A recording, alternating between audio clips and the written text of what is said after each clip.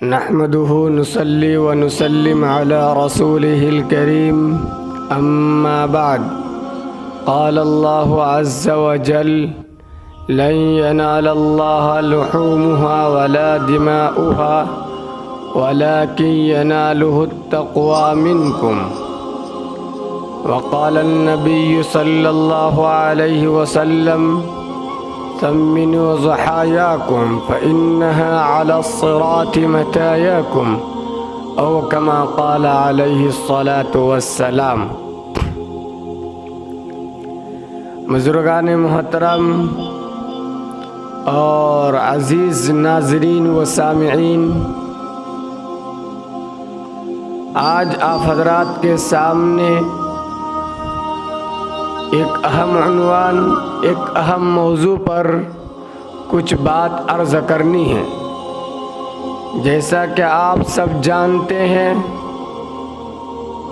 کہ عید الاضحیٰ جو ایک مذہبی اسلامی دینی شرعی تہوار ہے وہ بہت ہی قریب ہے، اس لیے مناسب معلوم ہوا کہ اسی کے متعلق چند باتیں گوش گزار کیا جائے.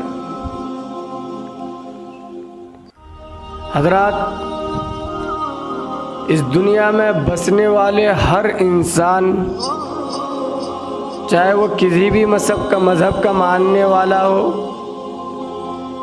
وہ کسی بھی مذہب کا ماننے والا ہو، کسی بھی دھرم کا ماننے والا ہو، کہیں کا بھی رہنے والا ہو، ہر انسان کو اپنی زندگی میں کبھی نہ کبھی خوشی ضرور لاحق ہوتی ہے.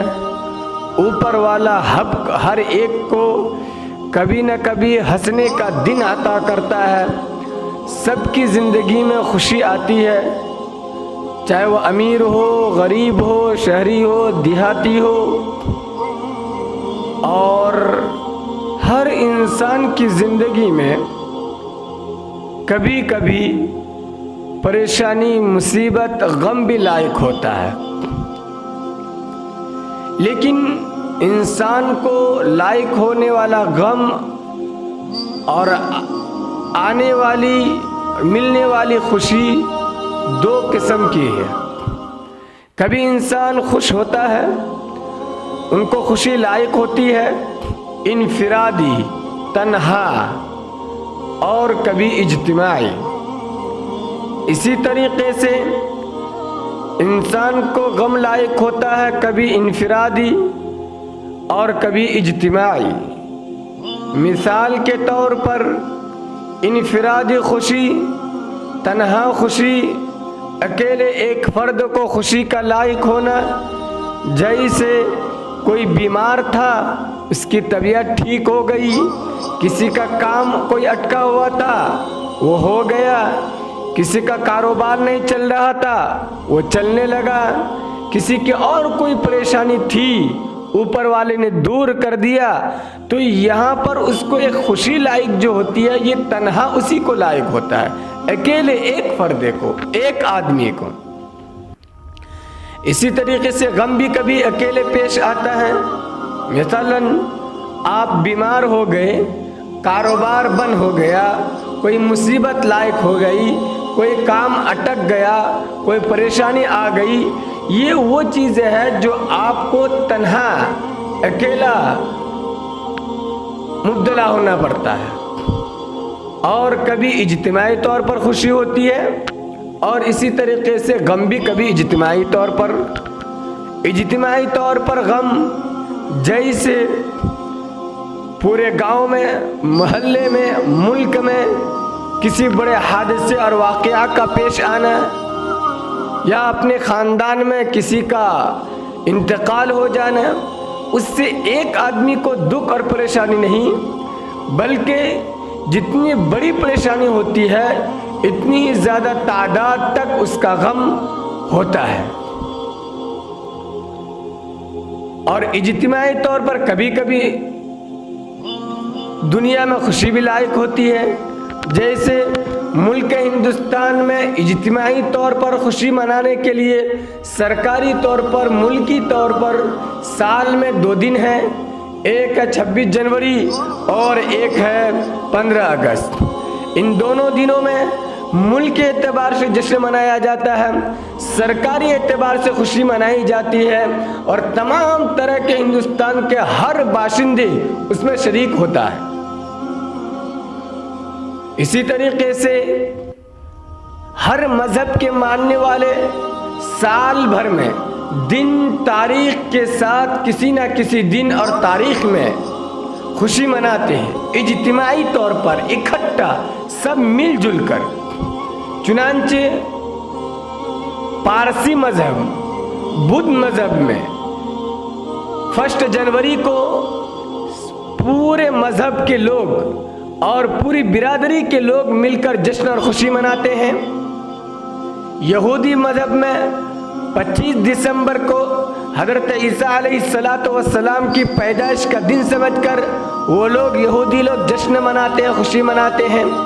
ہندو مذہب میں ہولی، دیوالی، نہ جانے کتنے تہوار ہیں جو دن تاریخ وقت کے ساتھ بھی متعین ہیں، اور ہر مذہب والے اپنے مذہبی تہوار سمجھ کر اس دن جشن مناتے ہیں، خوشی مناتے ہیں، عید مناتے ہیں۔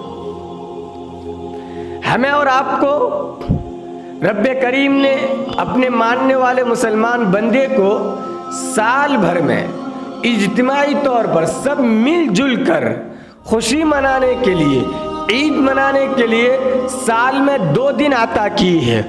پہلا دن عید الفطر رمضان کی خوشی میں، اور دوسرا دن عید الاضحیٰ حضرت ابراہیم علیہ السلام اور ان کے بیٹے اسماعیل علیہ السلام کی قربانی کی یادگار میں۔ حضرات، اب ذرا اس قربانی کی حقیقت کو سمجھیں کہ قربانی کیا چیز ہے، کیوں کی جاتی ہے، کیوں اس کا حکم دیا گیا۔ یاد رکھیے، قربانی کا مقصد صرف اور صرف تقوی حاصل کرنا ہے، اللہ کا قرب حاصل کرنا ہے، ثواب حاصل کرنا ہے، اللہ کا قریب ہونا ہے۔ گوشت کھانا مقصد نہیں، خون بہانا مقصد نہیں، پیسے برباد کرنا مقصد نہیں۔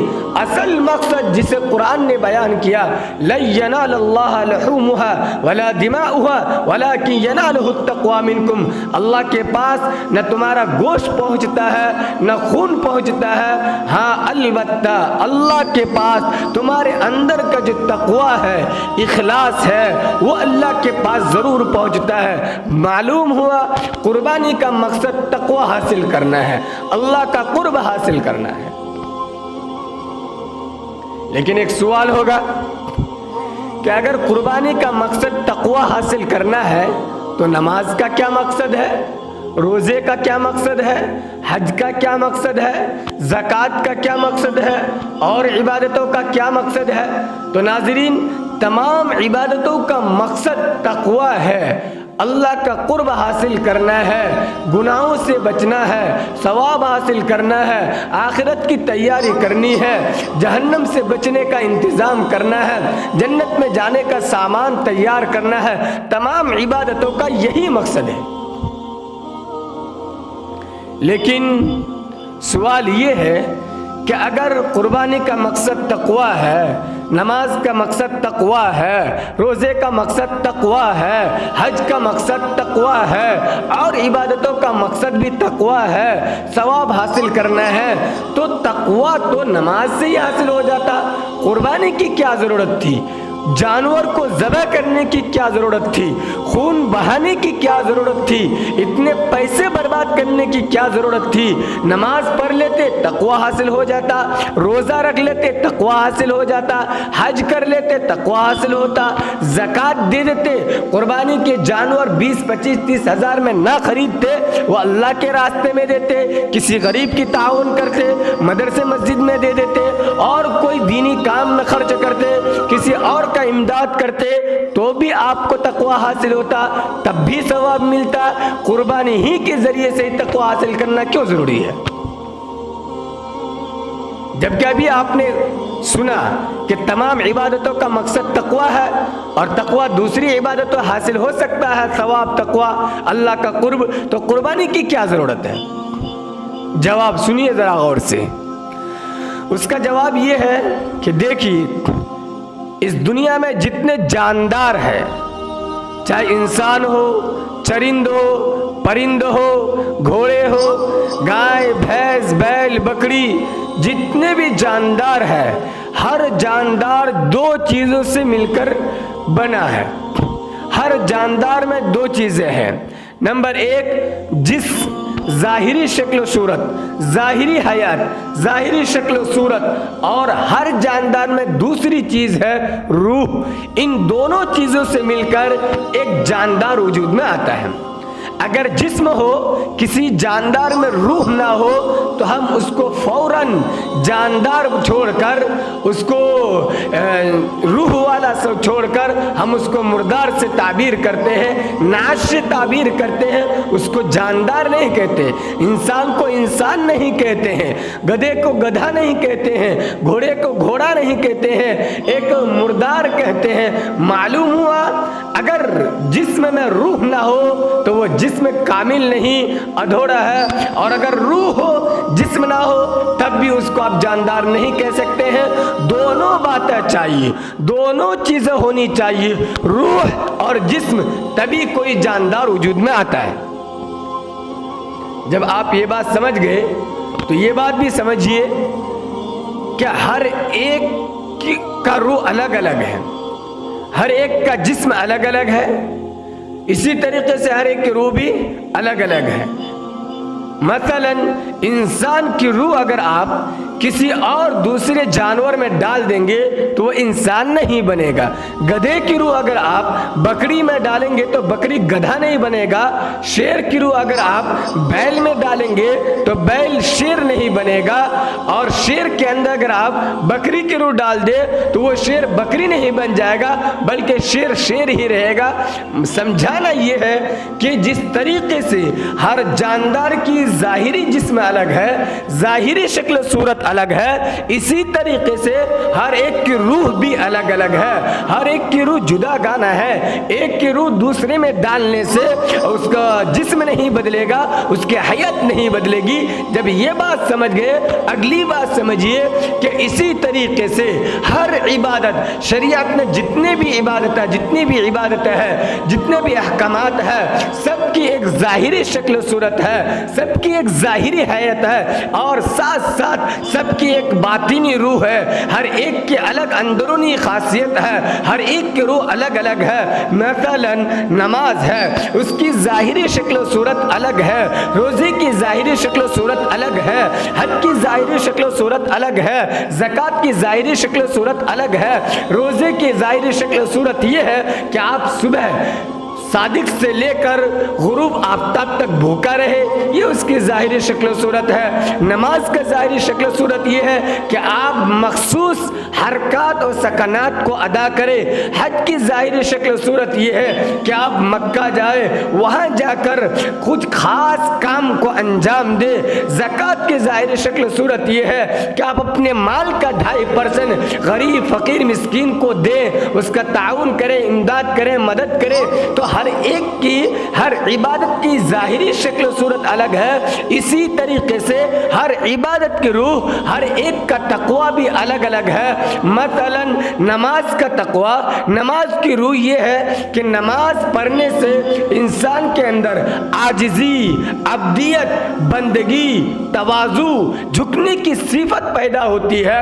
زکوٰۃ دینے سے اس کا تقوی، اس کی روح الگ ہے، وہ ہے زکوٰۃ دینے سے مال کے اندر پاکی حاصل ہونا، اپنے اندر سے بخل کا دور ہونا، بخل کی بیماری سے بچنا، مال کا پاک ہونا، غریبوں کا امداد کرنا۔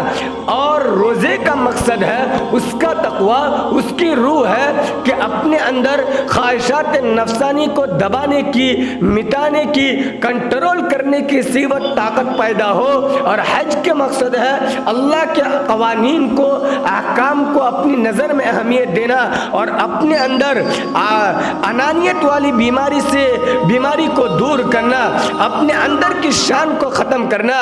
اب میں آپ سے پوچھتا ہوں، آپ ذرا انصاف سے بتائیے، سوچ کر بتائیے، تنہائی میں بیٹھ کر غور کیجئے کہ نماز سے جو تقوی حاصل ہوتا ہے، عاجزی، عبدیت، بندگی، کیا وہ تقوی روزہ رکھنے سے حاصل ہوگا؟ اور روزہ رکھنے سے جو تقوی حاصل ہوتا ہے، خواہشات نفسانی کو دبانے کی، کنٹرول کرنے کی اور اس کو کچلنے کی جو صفت اور طاقت حاصل ہوتی ہے، کیا وہ نماز سے حاصل ہو سکتا ہے؟ اور زکات سے جو تقوی حاصل ہوتا ہے، مال کا پاک ہونا، بخل کی بیماری سے بچنا، غریبوں کی مدد کرنا، کیا یہ تقوی روزہ رکھنے سے ہوگا، نماز پڑھنے سے حاصل ہوگا؟ کبھی نہیں ہوگا۔